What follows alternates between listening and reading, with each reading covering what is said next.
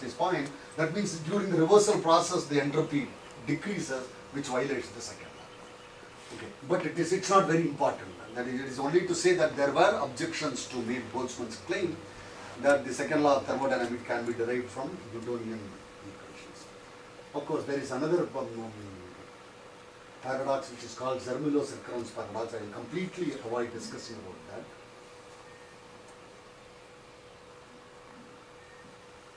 And come directly to the statistical entropy of Boltzmann, which is defined as minus Kp summation over rho I log rho I, where rho I is the probability.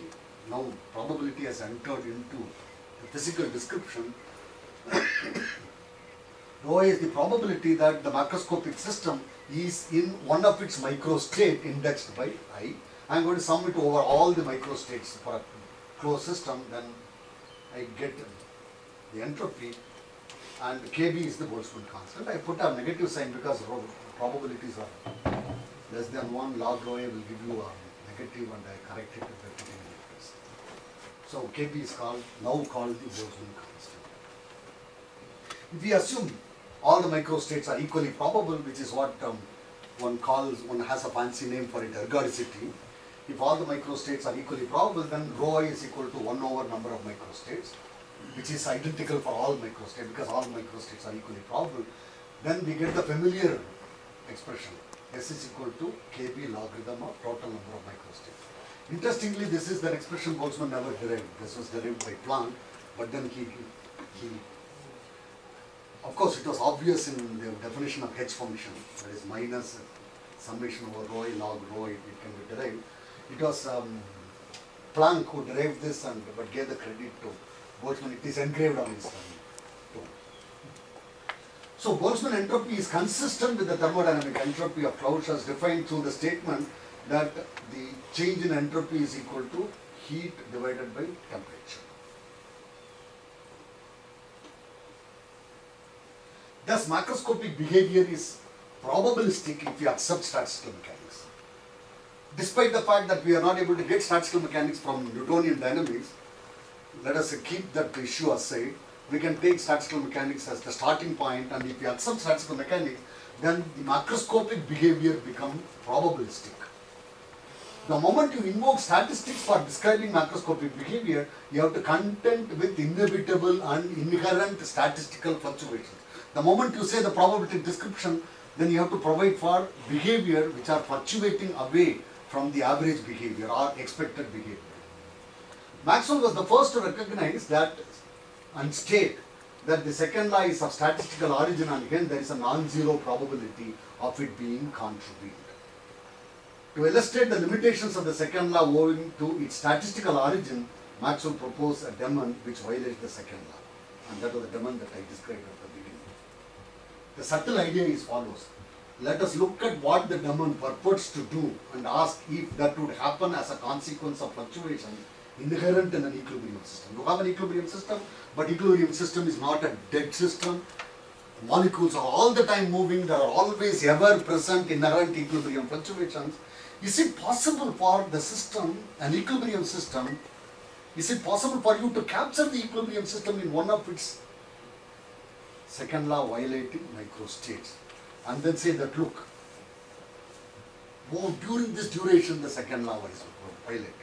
So that is what essentially Maxwell had in mind when he proposed the demon.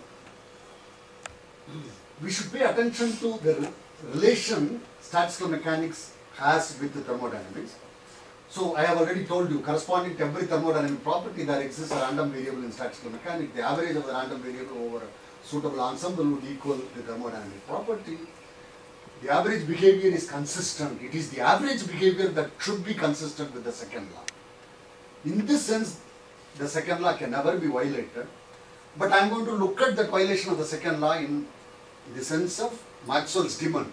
And I am going to show that the current developments exactly tally with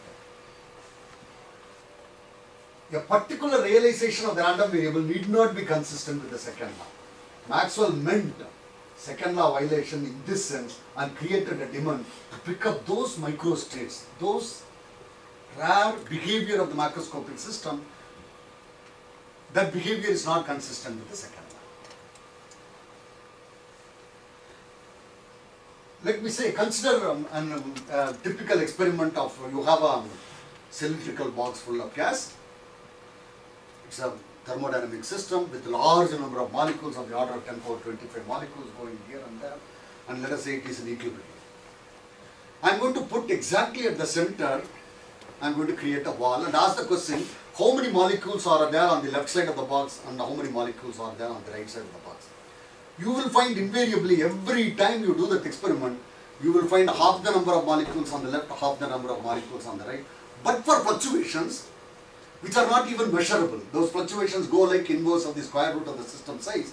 If n is of the order of 10 power 28, square root of 10 is of the order of 10 power 14, so you can see 0.5 into 10 power 24 plus or minus 10 power 14. This plus or minus doesn't make any difference to that. Suppose you extend this notion that every time I drop the middle wall, I will have equal number of molecules on the left and right side of the box. You start applying that law when the number of molecules becomes smaller and smaller and smaller. Instead of 10 power 28 molecules, imagine that you have, let us say, about 10 molecules. When you drop the partition at the middle, do you expect that every time you do the experiment, do you expect 5 molecules here, 5 molecules here? You will find there are situations where more than 5 molecules, maybe 7 molecules, 8 molecules on the left box and 2 molecules. So when the system size becomes smaller and smaller and smaller, there is a possibility for you to observe situations where you don't get equal number of molecules on the 2 partitions. This gives you a possibility if you are able to carry out. This is not connected.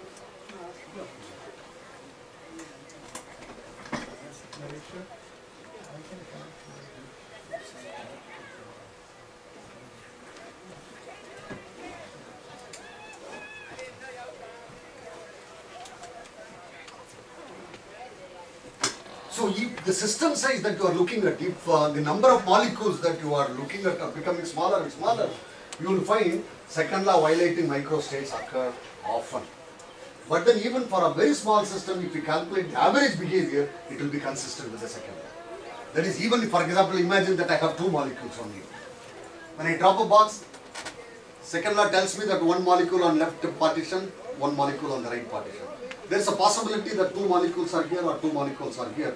But look at the average number of molecules in the partition, it will always be unity. So if you calculate average over ensemble, the average behavior is always consistent with the second law of thermodynamics. It is the fluctuating behavior, sometimes you will find that it is not consistent. And that is the reason why it took so much of time for us to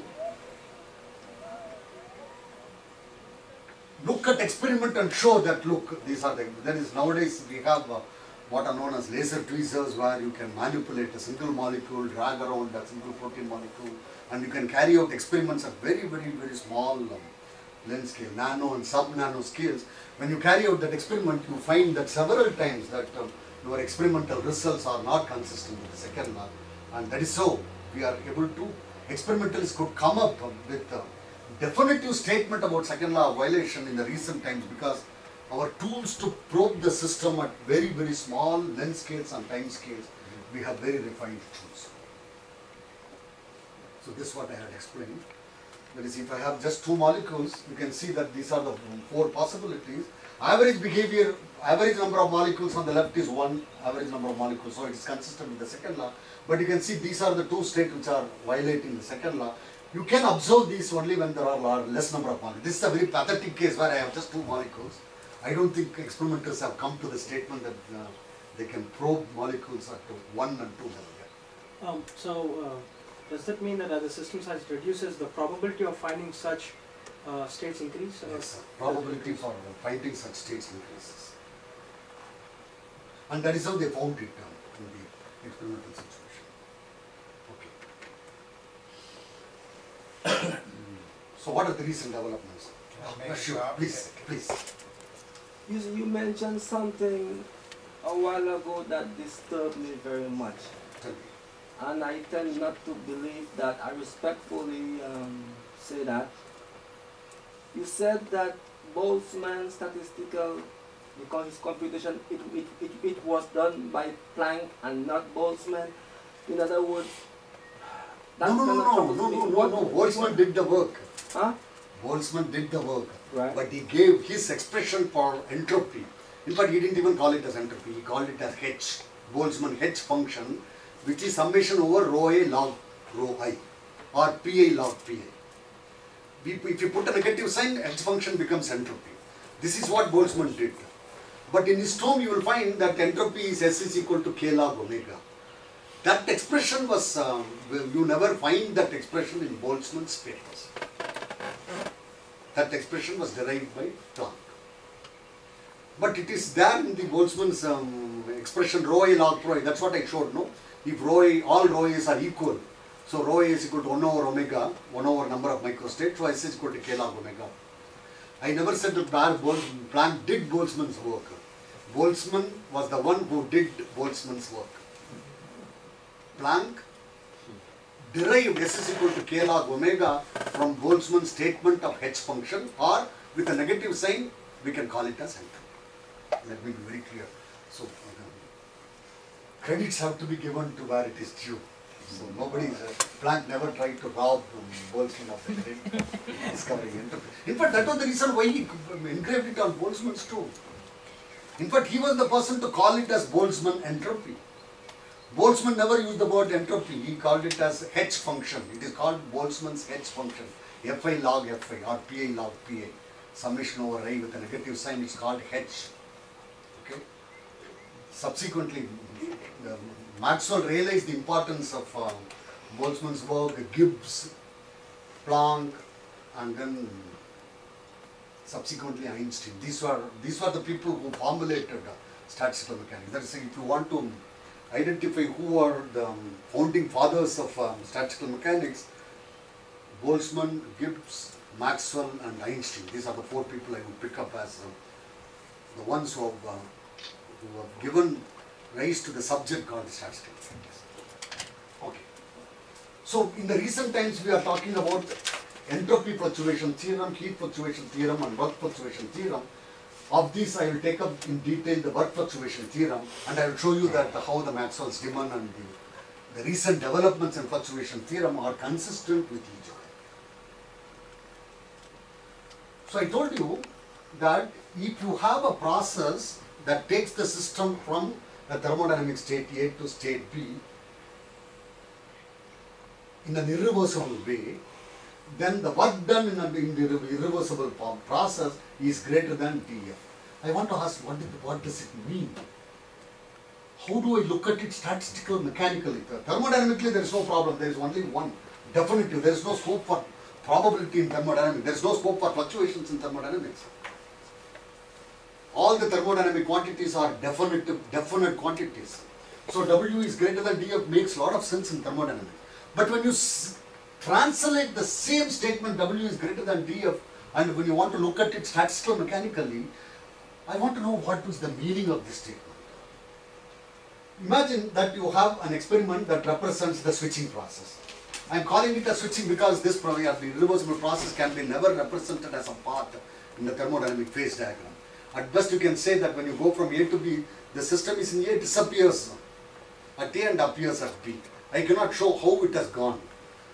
If I have to show that how it has gone, then the process has to be necessarily quasi-static reversible. Irreversible processes cannot be represented by a path in a phase diagram. That's why I am going to call it as switching process. Different switching experiments, all carried out with the same protocol, can in principle yield different values of W. Let me explain what do I mean by that. Imagine a situation where I have a cylinder fitted with a piston. I have a volume, the gas is occupying a volume V1, and I pull the piston and increase the volume from V1 to V2. This is the process that I am talking